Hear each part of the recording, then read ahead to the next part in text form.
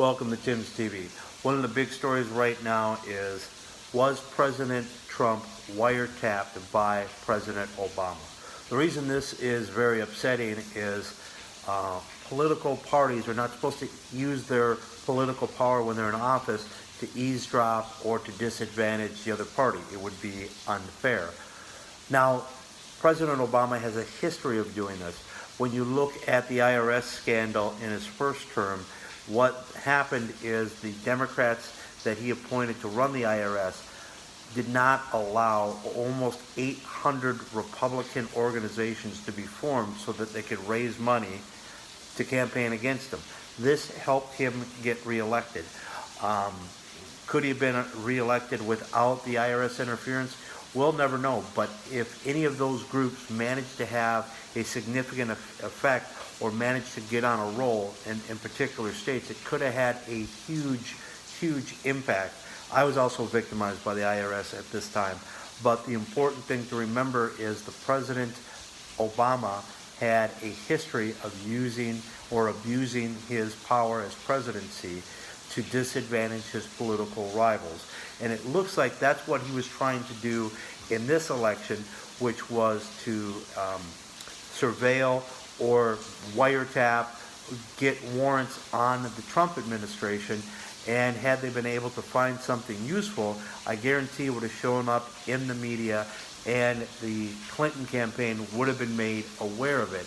But apparently, Trump was so clean that they weren't able to find anything that they could use against him.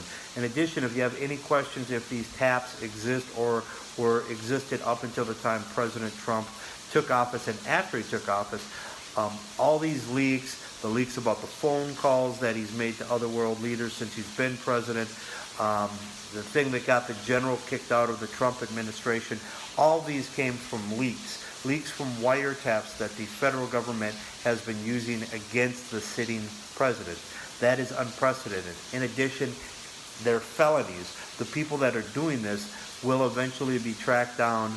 They will probably be convicted, and the penalty for espionage against your own country could be, if the president chooses to, being hung by the neck until dead. These are federal felonies.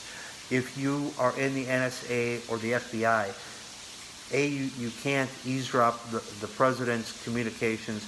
B, you can't release it to the media because you think you want to push your own agenda. And to say that the President Trump is at war with the intelligence community serves at the president's request. Leaking presidential phone calls, information, and attempting to blackmail or betray the President of the United States is A, felony, B, undermines the intelligence organization's credibility with the president. You can't betray a president, then blame the president for not trusting you. And the American intelligence members, not all, some people in the intelligence community inside of the United States is actively portraying the sitting president of the United States.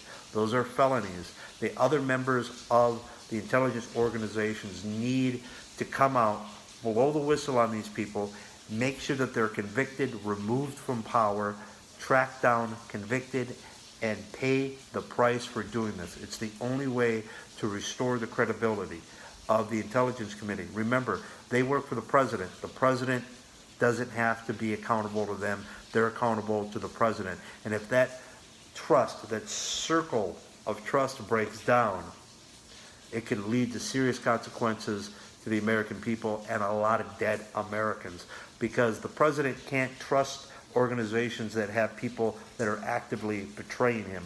Those people have to stop. They have to be convicted. So if you work in the United States Intelligence Committee, the FBI, the INS, what have you, the Justice Department, you need to turn in the people that are doing this. They need to be held accountable so the American people, more importantly President Trump, can begin to trust them again.